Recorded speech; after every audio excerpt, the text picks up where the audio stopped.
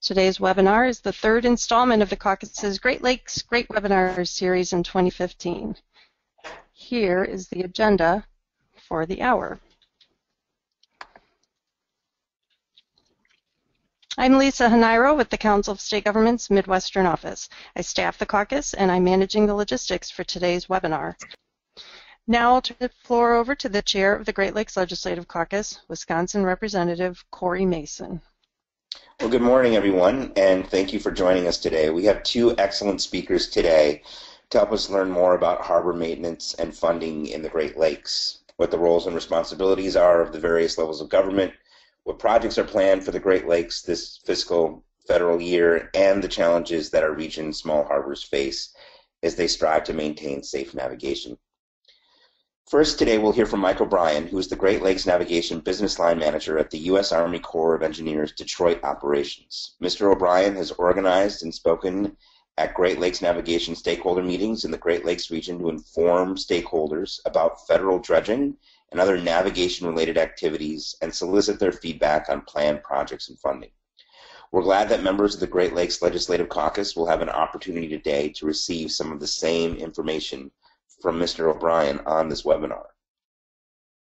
Following Mr. O'Brien's presentation, we'll hear from Chuck May, who is one of the founders and current chair pro tem of the Great Lakes Small Harbors Coalition. The coalition is a citizens grassroots organization created in 2008 in Michigan to represent the federally authorized harbors of the Great Lakes and advocating for an equitable, sustainable, needs-based budget process for dredging and infrastructure maintenance. Currently, the Great Lakes has 75 harbor communities as members, representing over 4 million citizens, and the coalition continues to recruit membership from all 112 federal small harbors on the Great Lakes. Mr. May lives in West Michigan at Portage Lake Harbor on Lake Michigan. He holds a bachelor's degree in economics from Purdue and a master's degree of international finance from University of Michigan.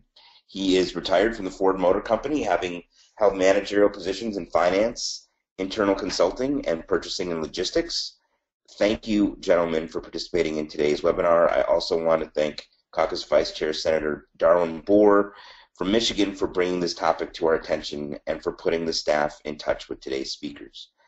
After Mr. O'Brien's presentation, we'll have time for questions, and then we'll hear from Mr. May. Mr. O'Brien, you have the floor. Thank you very much, Representative Mason.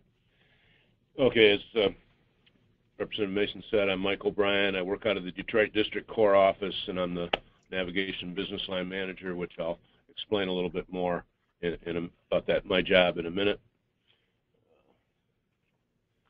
Okay, just an introduction to the Great Lakes Navigation System and the economic information. We've got 140 projects in the Great Lakes that are responsibility of the Corps of Engineers, navigation projects, and most of the tonnage, 90 to 95%, is internal, either between the U.S. and U.S. ports or U.S. and Canadian ports. Majority of the cargo is bulk commodities, either coming out of the mines in Michigan and Minnesota, the iron ore mines, or coal from the Powder River Basin. And those bulk commodities are being transported from those sources, generally through Lake Superior, to destinations in the manufacturing centers, at the mills and power plants on the lower lakes. The system, the Great Lakes Navigation System, saves the country $3.6 billion compared to the next least costly mode of transportation. A recent Marriott study back in 2013 demonstrated that transportation cost savings of $10 to more than $20 a ton of bulk cargo were associated by the use of lakers, the ships, the deep draft ships that transit the lakes, compared to rail or truck. So it's extremely important to the nation, and especially to the manufacturing industry in the nation. Now this slide kind of depicts the system, but let me use this for a minute to tell you how the Corps divides our responsibility of our 140 projects. There's 39 districts in the Corps of Engineers, 3 of those are on the Great Lakes. So on the from Lake, all of the Lake Erie harbors that are in Ohio and all to the east, that's handled out of Buffalo District, and then just the 5 counties around Chicago are handled out of the Chicago District, and the rest of the lakes, the Upper Lakes projects, are all handled by the Detroit District. Now, as I mentioned earlier, I'm the navigation business line manager for the Great Lakes, so I lead a team comprised of people from Buffalo, Chicago, and Detroit, and we manage we have the overall management responsibility for the system and for the budgeting process. In fact, I just got back from Cincinnati from an entire week of working our next FY17 budget for the Great Lakes. And then our 3 districts are combined with 4 other districts from the Ohio River Division to form the Great Lakes and Ohio River Division that's headquartered out of Cincinnati, Ohio. And our team has been going, we've been working as a team on the Great Lakes for about 10 years. I think I was appointed in 2005 or 2006 to this position. Okay, so back more on the slide itself, 140 harbors on the Great Lakes, 60 are commercial deep draft from an authorization standpoint, and 80 shallow draft, or what we a lot of times call recreational harbors. We've got the connecting channels, the St. Mary's River, Detroit River, St. Clair River, and the channels in Lake St. Clair, 3 locks, set of locks up at the Sioux, the Chicago Lock, and then Black Rock Lock over in Buffalo. And we're responsible for maintaining the channels and also maintaining the navigation structures at all 140 harbors. Okay, just want to focus kind of on the key challenges here. We've kind of got four parts to our to our responsibilities and what we need to fund. The dredging, of course, probably like the gas in your car. If you don't have that, you're not going to go. But very combined with that is dredge material management, and dredge material management.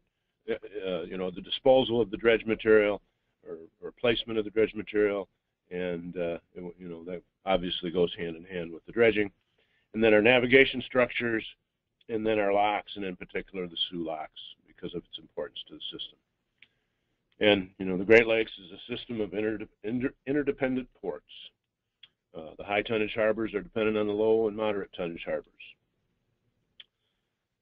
So, and we must we need in managing the Great Lakes as a system, we must consider the interrelationship of the harbors when we prioritize our budget and our projects. And the recent Ward of 14 bill, tells the Corps to manage our system as a system. And we are doing our best to do that. Okay, next one. And this is just another depiction of the interdependency. This is a slide that depicts the connection of just 8 of our harbors. Interdependency is a little bit unique to the Great Lakes. Most of the other U.S. ports are either on linear river systems or major coastal ports that are dependent on foreign trade. And again, as I said earlier, this is almost all internal trade. So this slide, one of the things from this slide is, Duluth Superior, for instance, our biggest port in the Great Lakes, is connected with 24 ports on 4 of the 5 Great Lakes, and supports the economy in all the Great Lakes states. The little legend there in that gives the harbor size and the names of the harbors there. The reason for the 1 million, 10 million, and in between coding is that's the funding metrics are related to that. And if you have a major harbor well over 10 million tons, that's fairly easy to fund. The 1 to 10 is not as easy, and then the less than a million has been darn difficult in recent years. All right. Okay, and the first component of our system needs is dredging. It's just a picture of dredging out of Lorraine Harbor on the left and Kewanee Harbor on the right. Okay, this slide here depicts our 15 dredging program, and where we have requirements. Well, you know, the triangles are recreational harbors or the shallow draft harbors. The ovals are the commercial harbors.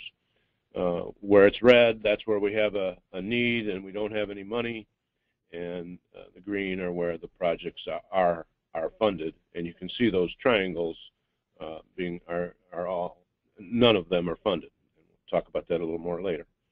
But you know, the good news is this 15 budget was a good budget, and we received funding for all the critical commercial harbors that are in need of dredging in 15.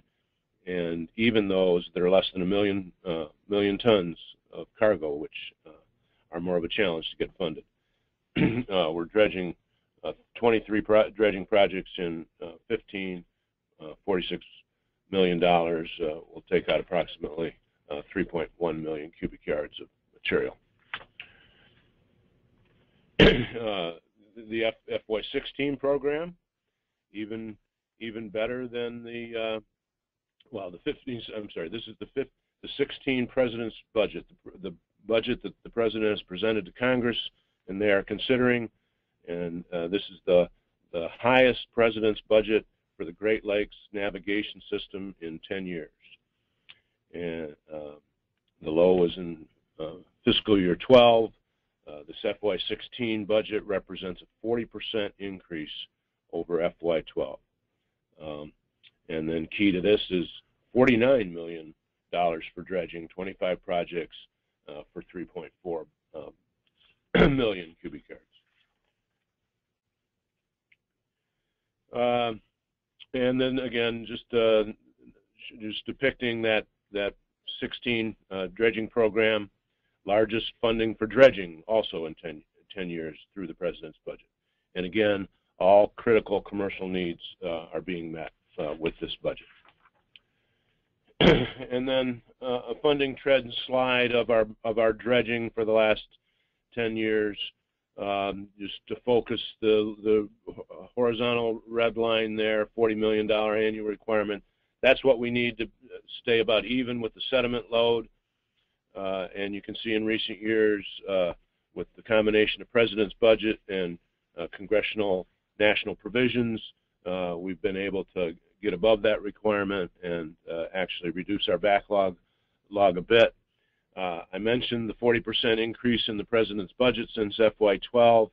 If you look to the last, the last 5 columns there, the last 5, just the red part is the president's budget, and you can see the steep slope that has from the low of 12 to this latest president's budget in 16.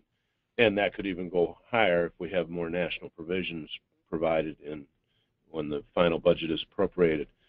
You know, and this increase, both the congressional piece and the president's budget piece, are collective efforts of the stakeholders and the legislators over the last several years. There's been very, very significant activity from our stakeholders and legislators that know and understand the importance and the vitality to maintain this system.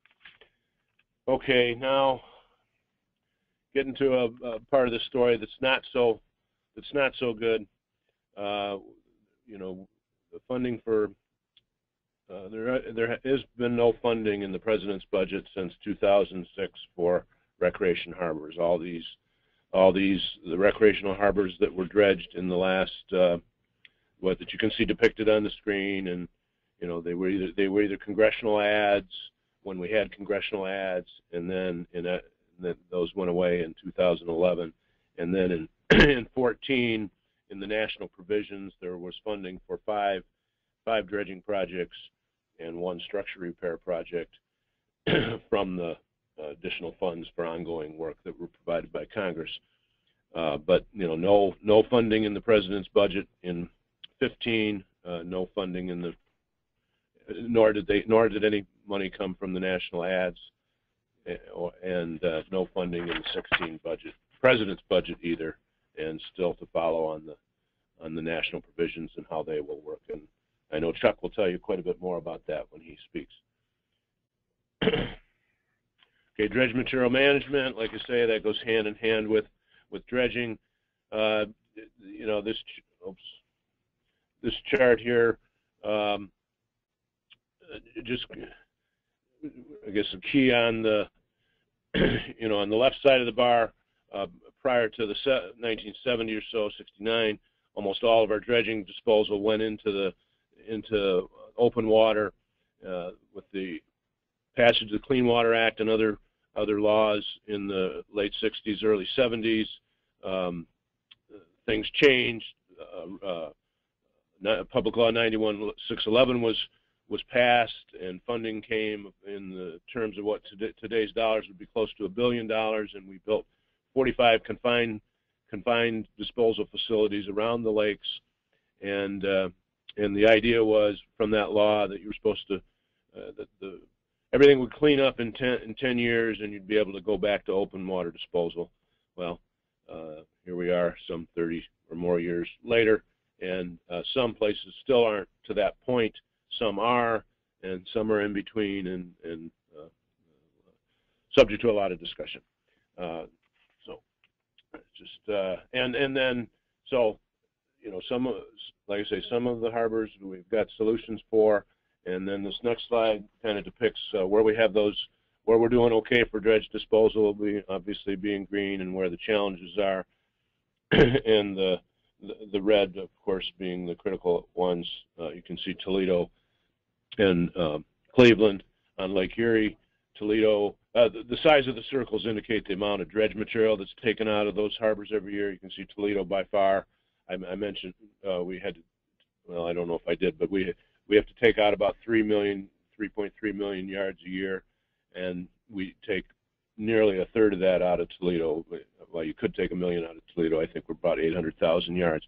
But anyway, so they're working with the state of Ohio. There's some challenges there. There's some legislation going on, kind of dealing with open lake disposal, and we'll see where that ends up. But, you know, great successes in places around the lakes. Green Bay, Cat Island, the project that really solved our dredge material management problem there, and also as ecosystem restoration benefits. Same thing up in Duluth Harbor, a demonstration project going on there that's taking dredge material for ecosystem demonstration. You know, Toledo only has one year available left in their confined disposal facility. Currently, most of the material goes in the open lake, but they're having a little bit of pressure from the Ohio EPA or the environmental groups anyway, are pressuring that open lake water quality certificate. And Cleveland is less than 2 years of capacity in their disposal facilities, undergoing similar discussions. Okay, navigate onto another thing that we're responsible for, navigation structures. You know, their intended purpose is to, you know, allow the ship climate to come in. You can see on the harbor on the right, you know, wave action outside the harbor, and you know, inside the breakwaters, it's stiller, and navigation can come in less impeded, and they also stop silt from coming into the channel. So our dredging is we reduce the amount of dredging that we have to do every year, and you can see the harbor on the left. You can see the higher siltation in the cloudy areas, and it's kind of preventing the siltation to get into the channel. You know, the structures are quite deteriorated. You know, they're all fairly old. We haven't been able to really maintain them. The picture on the left is steel at Calumet Harbor, crumpled and twisted due to wave action. Fairport in the middle, loss of stone, wave restraining ability constricted, and Chicago Harbor, loss of height and, you know, shifting of their stone. Between funding dredging and dredge disposal and our locks, there really hasn't been a lot of money to go to these harbors. We've done a lot of condition assessments. We're just doing Band-Aid repairs. Hopefully with the higher budgets, we'll be able to fit in some more major structure repairs. But this has been a more neglected part of our system, in addition to the recreational harbors. Okay, we'll get to the last leg of our system here, lock reliability, and I'm going to focus on the SU locks because that's the linchpin of the system. 90% of the iron ore that makes the steel in the country goes through the SU locks. The newest lock, the large lock, where it's 70% of the traffic or the cargo has to go through based on the ship size. If we lose that lock, we lose 70% of the cargo. Huge economic impacts. You can see 30-day closure there during the season would cost $100 million to industry and the taxpayers. Two major efforts underway to improve our reliability. One is improving the current infrastructure with a program we have had ongoing for the last few years, and then a new lock with the same dimensions as the current large lock, as the pole lock, and we're trying to get that re-energized through some additional study. The asset renewal, just kind of showing all the things that we've done to date, all the funding needs that we need in the future, and the remaining, some of the more critical remaining items. There's a lot more on the list, but the lock was built in the 60s, and really up until those recent years hasn't really received much rehabilitation attention. We're just Band-Aid repairing things, and fortunately we haven't had any major closures, but things are getting more challenging every day, and we really need a new lock. The lock closes the 15th of January and opens the March 25th, and that's 10-week period, and that's the only time we can do this major maintenance or any maintenance on the lock is during those cold 10 weeks in the winter, and that's not a very efficient way to do things. If we had, in addition to redundancy in case of breakdowns and other things, accidents, we also would be much more efficient in taking care of our facilities if we could keep one lock going and fix the other one during better weather. So that new lock on the picture on the left is the current configuration.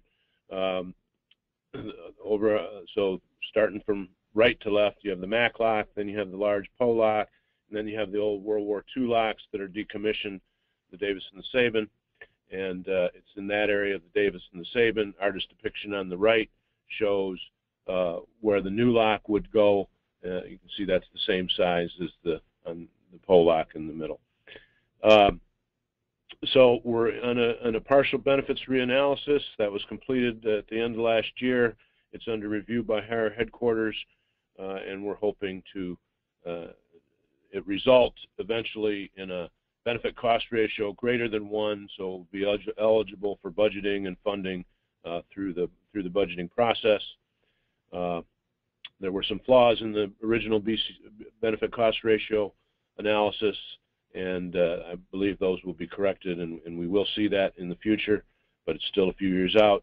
We did actually start the lock. We put in a cofferdams back in 2009 and did a little deepening of the channel, but that was through some congressional ads that, again, no longer exist. And just to summarize here with just a funding slide, again, good news story due to all the help of probably all of you on the phone and many more, but 2014 and 15, very healthy funding, a great 16 president's budget. We're recovering from the low budget years, which coincidentally coincided with the low water level years. And fortunately, we're temporarily up with water levels, but that doesn't mean we take the pressure off on digging to our authorized depths, because everything has its any depth has its advantage. And then just to summarize the benefits of the whole system, you can just see it there. Again, we're saving the taxpayer $3.6 billion. This is an old slide, but for a little over $100 million investment that we're getting. And by the way, that investment comes from a tax on the shippers. It doesn't come directly from the taxpayer. It goes into a fund, and WARDA is trying to get more funds.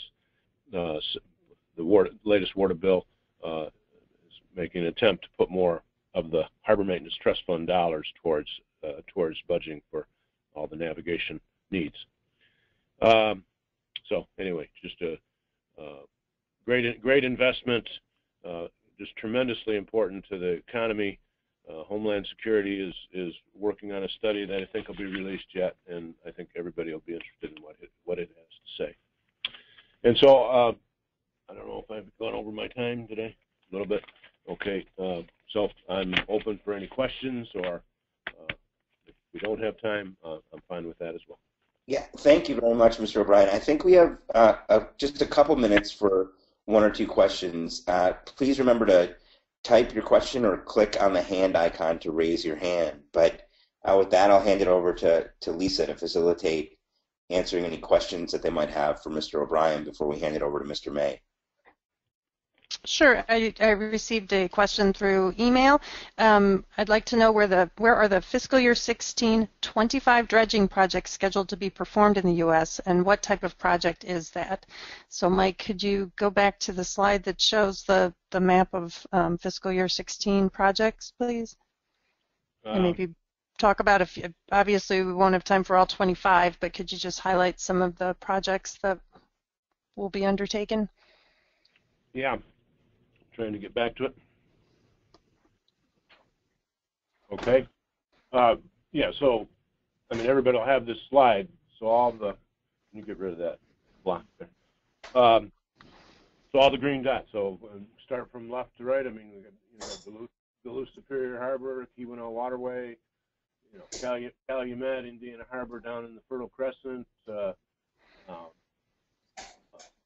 Toledo, Cleveland, Detroit River, Rouge River, Saginaw,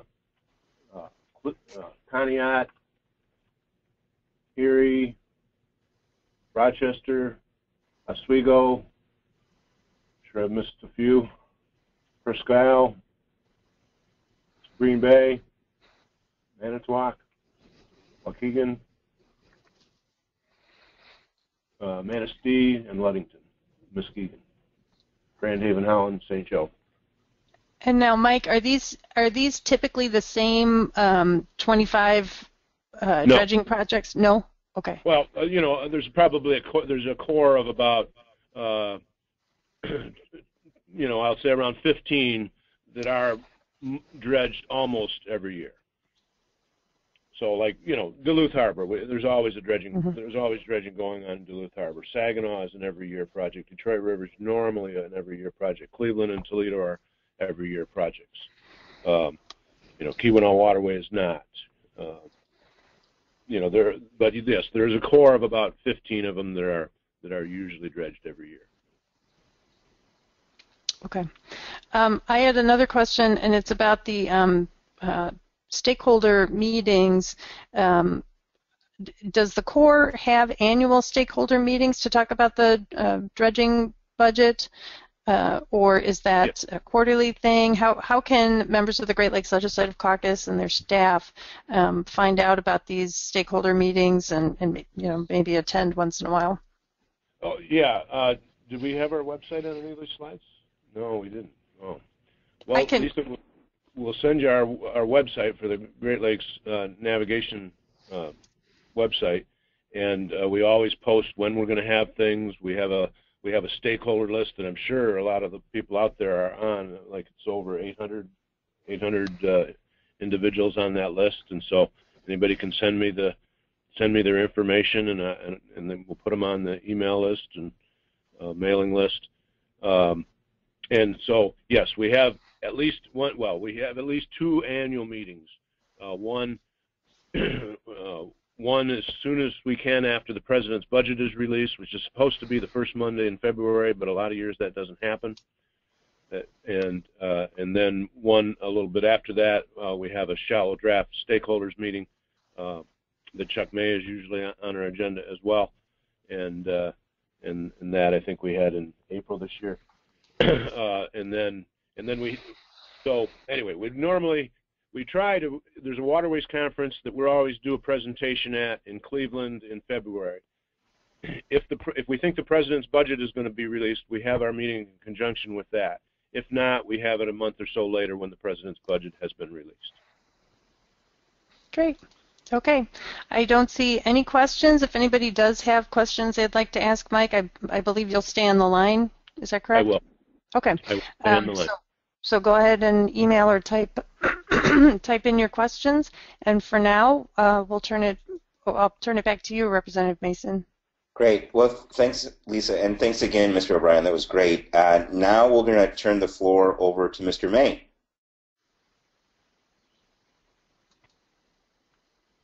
Okay, so I'm unmuted now. First of all, I just want to say thanks to Representative Mason and Senator Brewer for the invitation, and for all of you for listening in what is a very important message about your harbor communities throughout the Great Lakes. I've already been introduced, so I won't spend time on that. I will try to get through here and share with you. My job today is going to be to share with you the continuing crisis that the Great Lakes harbors do face. Mike has done a good job of defining much of it for you. I'll take you through a window that's more geared towards the shallow draft and small commercial harbors, not the ports, and what they face and the crisis that is there and has been there for a number of years, continues to build. I want to explain to you today the problem and the cause. And I want to highlight for you the efforts that this Small Harbors Coalition has been doing and is doing to try to rectify and correct this problem. And I want to encourage you to actively engage, to be advocates, to understand the situation that your harbor communities face, and to visit them as needed to get the real message from these people and what they go through and what might happen to them. So with that, I'll launch onward. I'm going to use Mike's slide here just a minute because I want to highlight two things. I want to personalize this a little bit for you. I want you to see and just kind of concentrate a moment on the harbor communities that are in your state. Then I'd like for you to look at the sea of red. Those red dots, triangles and dots, are harbors that the Army Corps defines as needing dredging now, but are not being funded and will not be funded and will not be dredged. There are 57 in need. 48 of these 57 will not be dredged. 48 of the 57, 85%, will not have money to rectify their problems. Let's go on here. Let's further personalize this a little bit. Down the left-hand side of this slide, by state is 112 small harbors. Now, these 12 small harbors are defined, for your information, as all the harbors excluding the ports. Why? Because the ports have their own association. They have their own presence in Washington, D.C. They have their own spokespeople. The Carriers Association, the Ports Association. These 112 harbors basically do not, except for what we're doing with the coalition. To further personalize this, look at under community. The harbor communities, this is the population of citizens in these communities that the coalition represents. It adds up to 1.6 million citizens in these 112 harbors. Further, these harbors anchor the counties where there are 8.9 million citizens that rely on all the impact that these harbors bring to the county. So it's a significant population that have come together in this coalition. Let's just take a look at a moment what a federal the history of the federally authorized harbors. First of all, up until 1985, the harbors were authorized, built, maintained, and funded from the federal government. Beginning in 1985, it was decided that there ought to be a copay, and therefore the harbor maintenance tax was put into effect. It's an ad valorem tax on cargo and passengers throughout the nation, the federal harbors, to copay 50% of the cost of maintaining the federal harbors nationwide. Then in 1990, this harbor maintenance tax was tripled to pay 100%. Its design was to pay 100% of the cost of maintenance, dredging, and infrastructure repair for all of the nation's federal harbors. That would be shallow draft, recreational, light commercial, as well as ports. Then, about the same time, in the late 90s, the president's budget no longer funded shallow draft and low-use commercial harbors. The only way that they were getting any funding, as you saw on Mike's chart, was basically through earmarks, beginning in the 2000 time frame. Only 50% of the annual $1.8 billion brought in by the harbor maintenance tax has been used for harbor maintenance since that early 2000 period, late 90s. It's actually about 20 years now, half of it. $9 billion have been misappropriated, not spent on other than harbor maintenance. The result is all of our harbors nationwide, but particularly here in the Great Lakes, are chronically underfunded and poorly maintained. There's a massive backlog of dredging and infrastructure repair needs that Mike and the Army Corps faces. The small harbors' lifeblood is literally drying up because, as Mike has told you, and I'll go through in more detail, they're not included in the president's budget. There's no earmarks now to fund them, and the only way that's happened recently is out of national emergency funds. The economic viability and the citizen safety in these harbors is at risk. I want to point out right here the impact. There's been studies. There was the congressional study authorized, the John Glenn study of shallow draft harbors and the economic impact. And that study concluded that just recreational harbors in the Great Lakes contribute $5.5 billion to $6 billion a year, annual, of economic impact, and contribute about 60,000 jobs. The Grand Valley State University has recently released a study of their own, which pretty much verifies these same numbers. Numbers, billions of dollars worth of economic impact, tens of thousands of jobs, and they're not funded to keep them open. Here's one of those cases.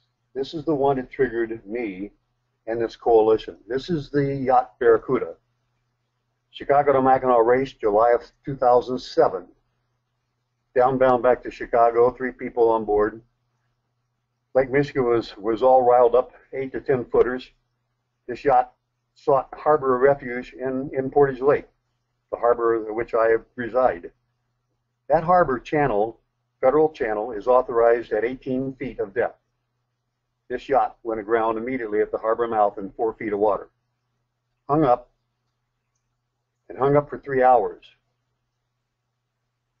Rising up and down, you can just visualize the 6 to 8 feet and then the keel bashing into the sand bottom of the channel until finally the keel was beaten through the bottom of the boat. Finally we got them off. With the local marine operator with his tug was able to get them off after being on there for over 2 hours. They were rescued. This woke us up in our community.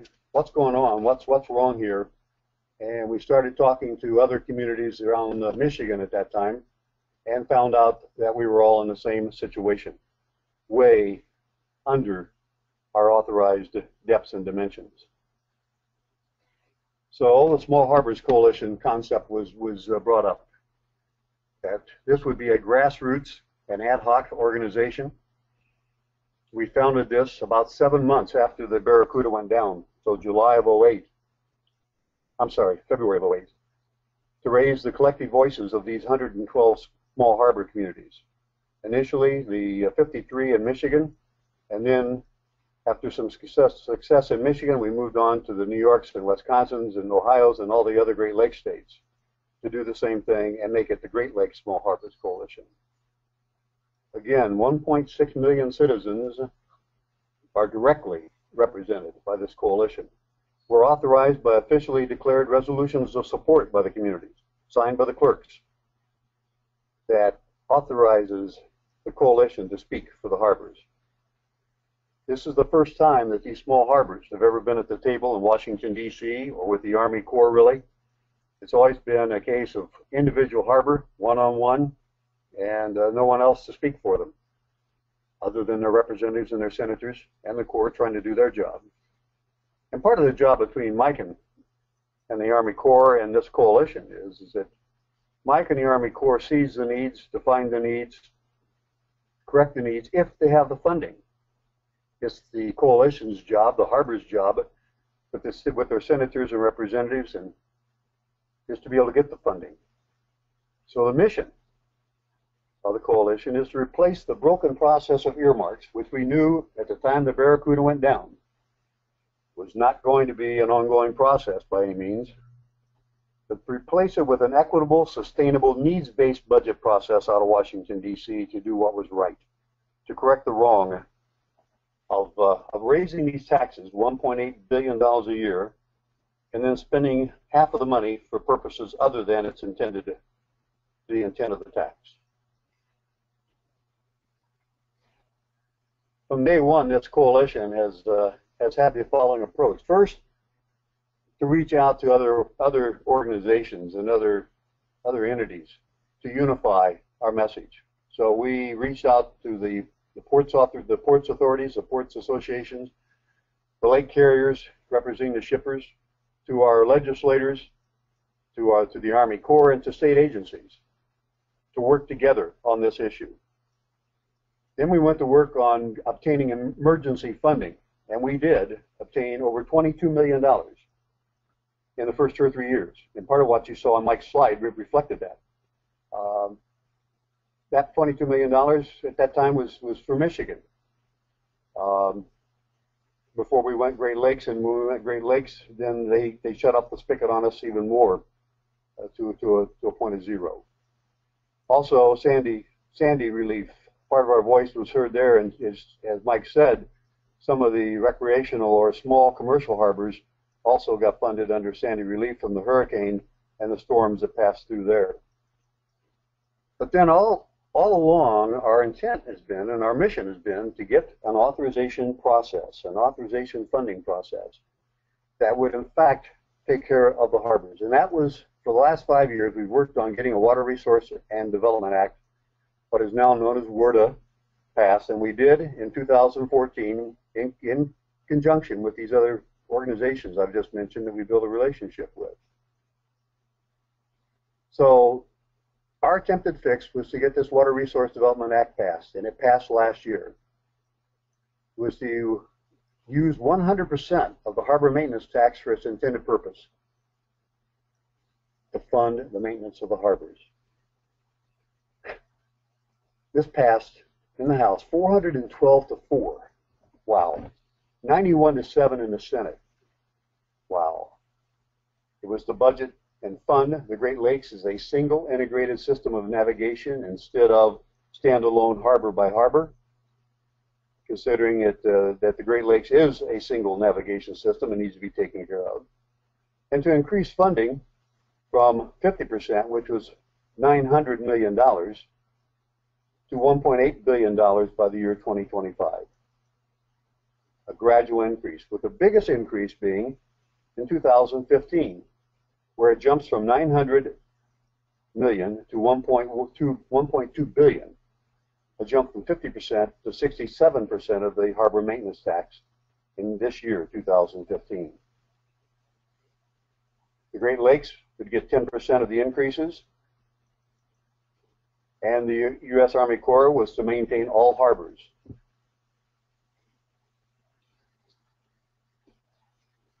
So what happened? We're authorized, it doesn't appropriate. But after considerable negotiation and debate, for 2015, the Corps did receive another $200 million more than 2012.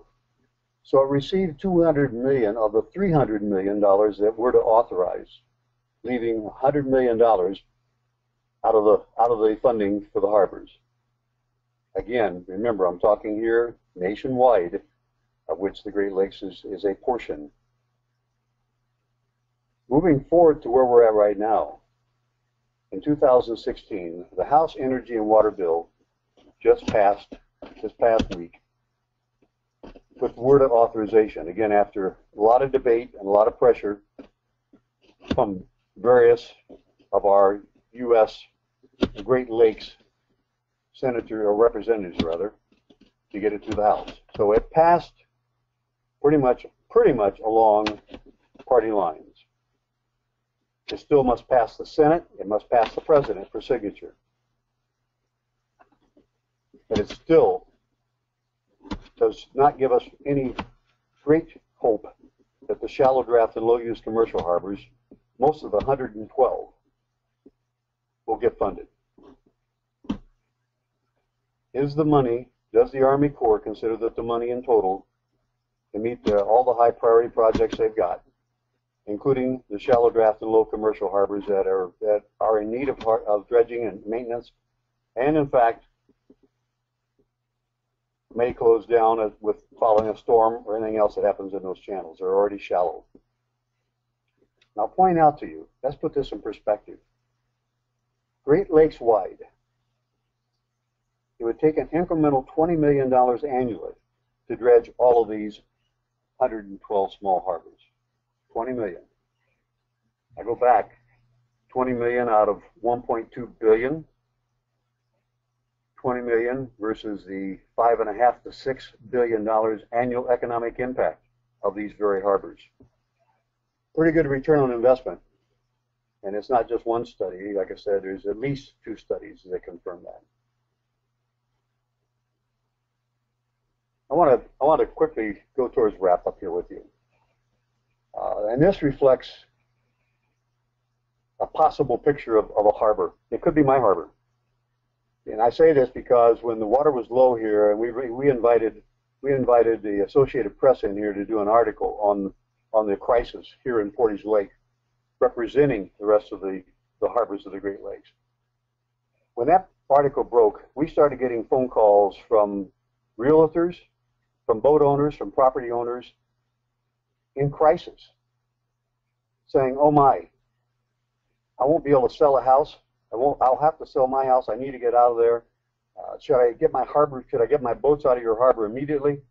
To a point that this village concluded that it should not invite any more publicity because of the negativism that grew right out of the facts.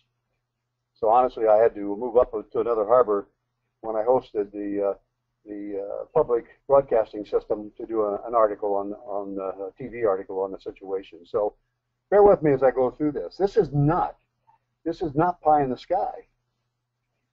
Let's say a harbor, any harbor that you can picture that we're talking about here, with no dredging or infrastructure repair.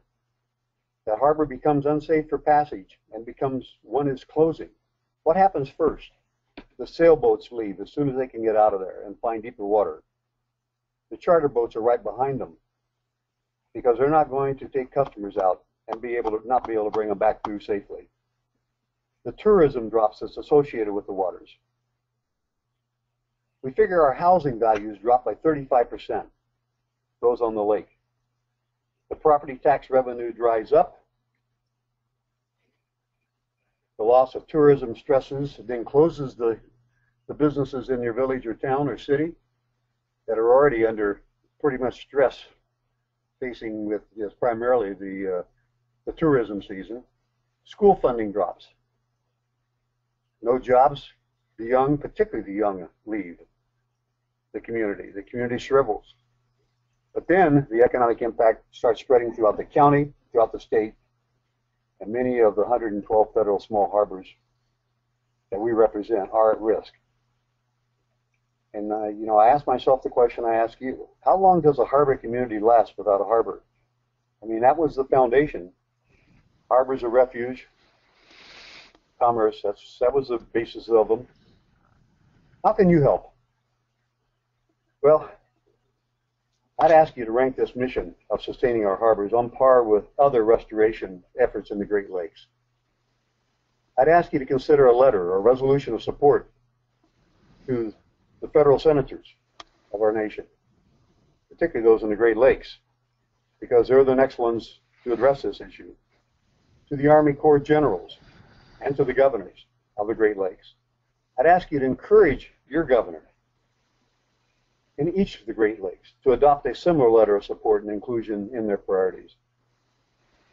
Your harbors, the citizens of your harbors, the coalition have been and are fighting for this, to correct this wrong, and to provide the funding needed to keep these harbors open, these communities open. We could use your help. I'd ask you to realize, look, if the federal government does not live up and meet its responsibility to these harbors, then the burden's either going to fall back on the states, like Michigan stepped up 2 years ago for $11 million to keep our federal harbors open here in Michigan, or it's going to fall on the harbors, and that will dwarf the harbors' budgets. It dwarfs their budgets. And communities are going to be beginning to close down. And I just ask you, let's prevent this from happening. Let's prevent this from happening. Hey, thank you for your time. Hopefully I've communicated the situation. Hopefully I've communicated the impact and where it lies and what needs to be done.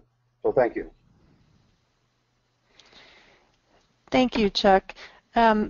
I'm afraid we only have time for maybe 1 or 2 questions. Representative Mason, I think your line is muted. Chuck, I'll ask you, would you be able to send me either links or PDF files of the Grand Valley State University study and the other one that you mentioned that address the economic impact of the harbors? Yeah, I should be able to. I know the one done by the congressional. I'd have to see what I can find on the Grand Valley State. I saw the summary. Okay. Okay, great. Thank you. And then while I'm waiting to see if anybody else has a question, I did have one about the emergency funding that you mentioned. One of the things the Great Lakes Small Harbors Coalition has done is help to obtain emergency funding. I think you mentioned $22 million. Did that funding come from Congress, or was that state funding that was made available? Can you clarify that a little bit? Half of it was federal, half of it was state. The federal, literally a month after we first had our first meeting of the coalition back in February of 2008, we got on the phone with the Army Corps, with our state senators here in Michigan, and asked them to support us for a lump sum provision for all of the Michigan small harbors. They collectively said they agreed, and it passed, and we got it. It was an earmark. The following year, we asked for $6 million, and the following year, we got that earmark for Michigan. And at that time, we then went Great Lakes wide with all the other harbors, and asked for $18 million. And at that point in time, as you well know, no budgets, no new funding was done for some 3 to 4 years. So we couldn't move the needle. The state was with my going to the state of Michigan and asking for their support in the low water, and they gave us $11 million for our federal harbors. Okay. All right. Thank you for that clarification. I don't see any other questions coming in through email or raised hands. So, Representative Mason, I'll turn it back to you to thank the speakers and make some announcements. Thanks, Lisa. And thank you to Mr. May. It was a great presentation. I do have a few important announcements to share with caucus members before we wrap up today. Yesterday, in your Great Lakes Legislative Caucus member update, You should have received a sign-on letter expressing concern about possible construction and operation of a deep geological repository for intermediate and low-level radioactive waste near the shore of Lake Huron in Ontario. Both Senator Boer and Ontario Speaker Dave Levac mentioned the DGR on our last legislative roundup in March. Senator Boer and Senator Phil Pavlov, another caucus member, initiated the sign-on letter. The letter asked President Obama to invoke participation of the International Joint Commission to evaluate the proposed DGR and similar nuclear waste disposal facilities in both Canada and the U.S. So I just wanted to remind everybody about the letter and to encourage GLLC members to review it and please consider signing on. If you do decide to add your name to the letter, please contact Lisa Hanairo by the close of business on Friday, May 22nd. That's just a couple weeks from today.